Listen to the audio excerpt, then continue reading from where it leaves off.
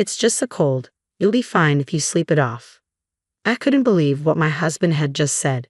Despite my high fever, he was planning to leave me and our young daughter to attend a friend's wedding overseas. Off he went, genuinely excited about his trip, unaware of the surprising twists awaiting him.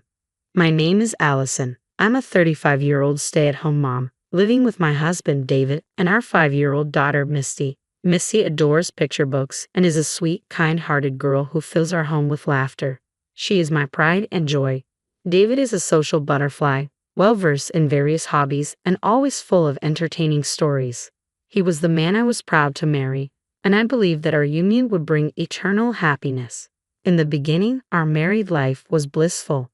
We enjoyed a sweet newlywed phase and were blessed with a child fairly quickly. At David's request, I quit my job when I got pregnant. The pregnancy was smooth, and I gave birth to Misty without any complications. That's when everything changed. After the birth, David underwent a drastic transformation. He started criticizing me relentlessly, calling me fat because I struggled to shed the baby weight. "You're not attractive anymore," he'd say. Make an effort to lose some weight. While grappling with the challenges of first-time parenting, I was also chastised for not keeping up with household chores. Despite my pleas for assistance, David's response was harsh. "Don't be lazy. You eat but can't even handle chores or childcare." Unbelievable. It became evident that David resented the time household responsibilities and childcare demanded of him. I was taken aback by this selfish side of him, especially considering how excited he had been about the pregnancy.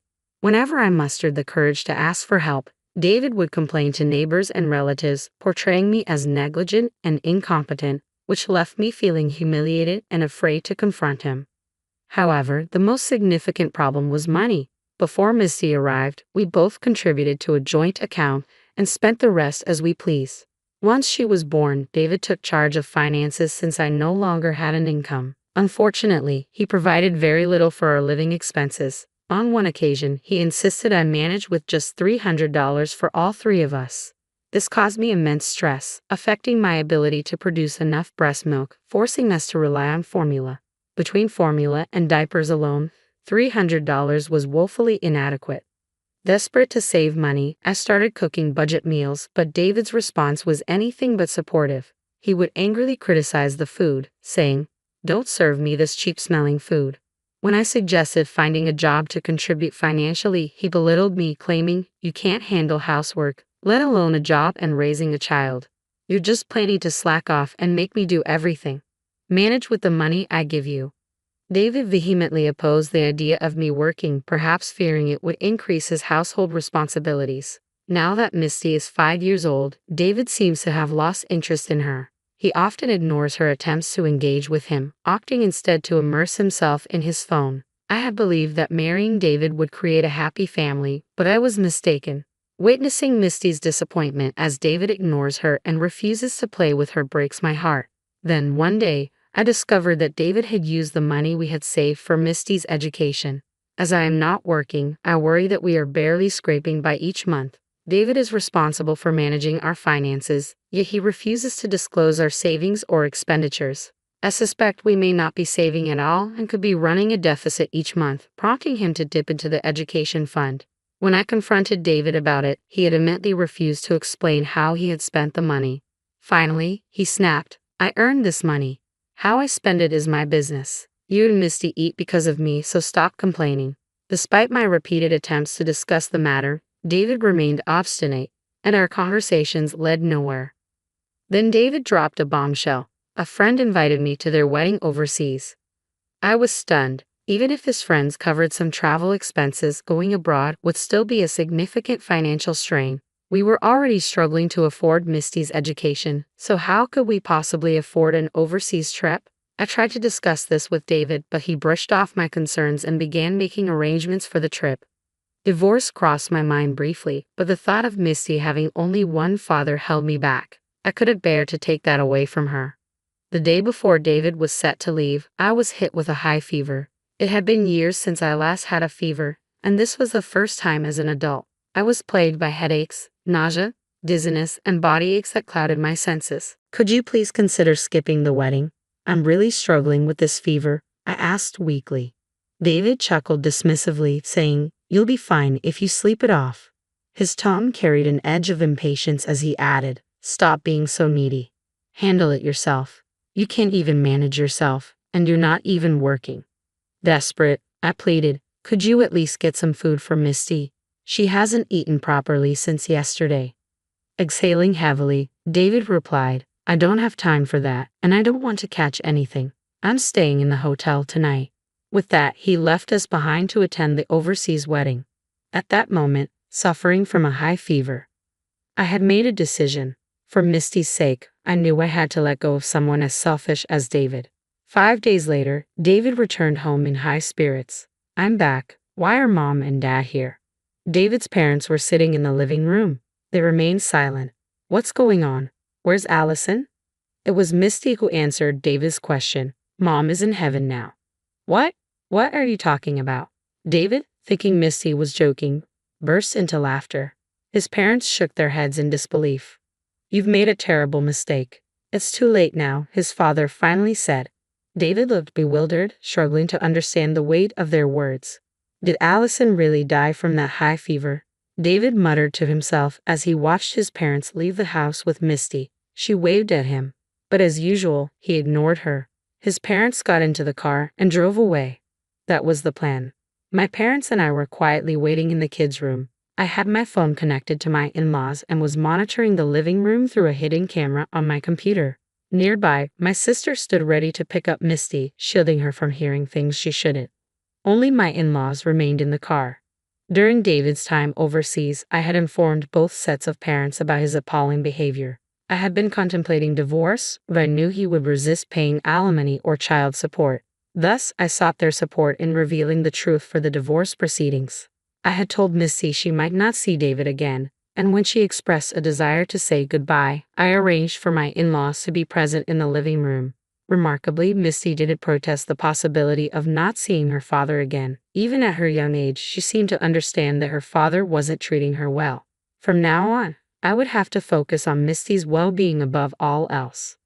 I wondered how David would react to Misty's words, Mom is in heaven. Would he show remorse for his actions or apologize tearfully? I watched in silence through the hidden camera, hoping for some sign of regret.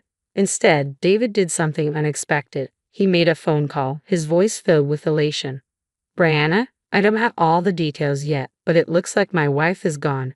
Finally, the obstacle is out of the way. I should get the insurance money soon. Let the old folks take care of Misty. Let's be together. You're the only one I love, Brianna. At that moment, we realized David had been having an affair all along, and he saw me and our child as obstacles to his plans. He intended to use the insurance money to marry this other woman. My parents, who were watching the footage with me, shared my fury.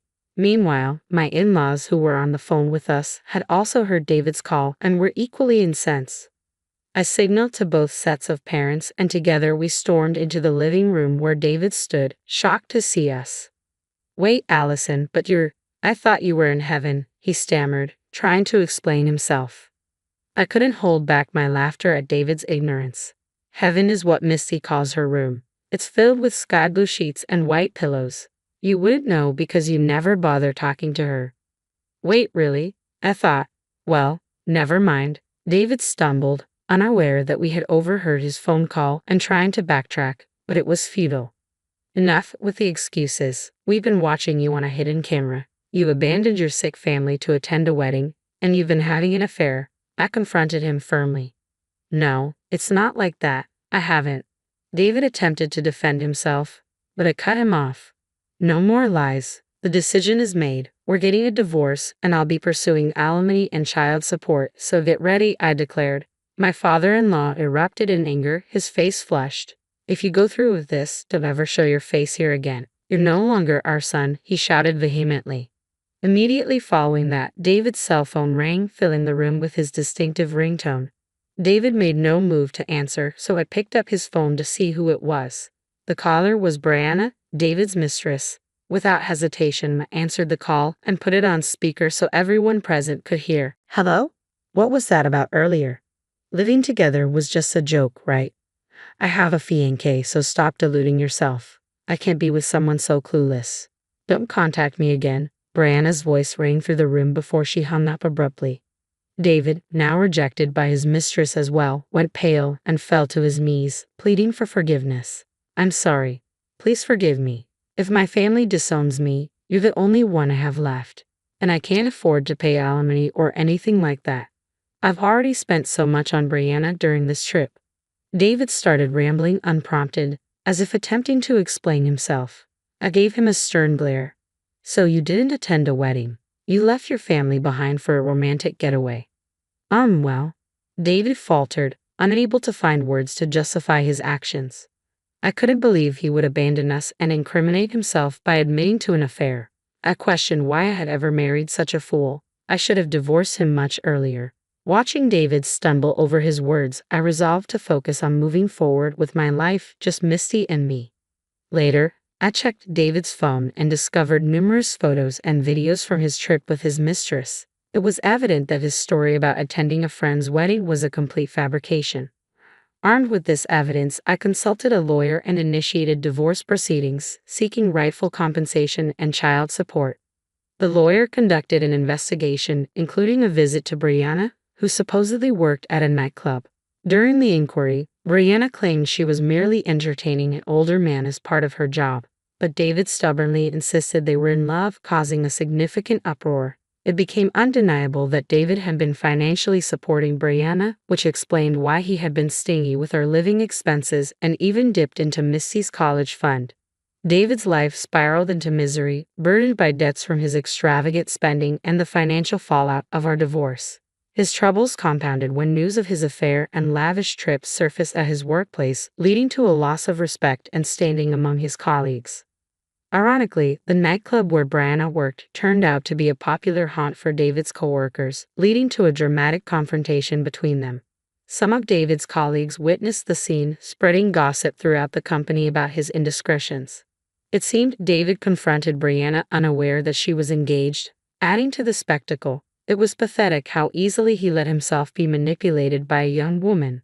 This incident isolated David at work, further cementing his downward spiral. I later heard he was demoted and faced a significant salary reduction. My lawyer, who kept me informed throughout, also updated me on Brianna's unfortunate turn of events. Her fiancé, a regular patron at the club, discovered her affair with David and promptly called off their engagement. He even demanded compensation for the wedding expenses they had already incurred. Struggling to meet this hefty demand, Brianna resorted to deceitful tactics with other club patrons, which inevitably came to light. Consequently, she was fired from her job. Now, Brianna juggles multiple part-time jobs to repay her debts, living alone in a modest apartment. As for me, I've moved back home and am now living with my parents and Misty. It's a relief to be away from the neighbors who believe David's rumors and lies about me. Life is much calmer now. My parents adore Misty, and she seems happier than she was when she lived with David. David has come to my parents' house a few times, pleading for another chance, but my dad has firmly turned him away. Neither Misty nor I have any desire to see him. If Misty expresses a wish to see her father in the future, I'll consider it, but for now, she has no interest in meeting him. I have no intention of reconciling with David, so I see no reason to engage with him. If his persistence becomes too much, I'm prepared to involve the police. Reflecting on where David and his mistress Brianna are now, I see how destructive affairs can be. They've lost everything and are now living a much more difficult life. It's entirely their own doing. From now on, my focus is on cherishing the happiness I have with my parents and Misty, and leaving David in the past.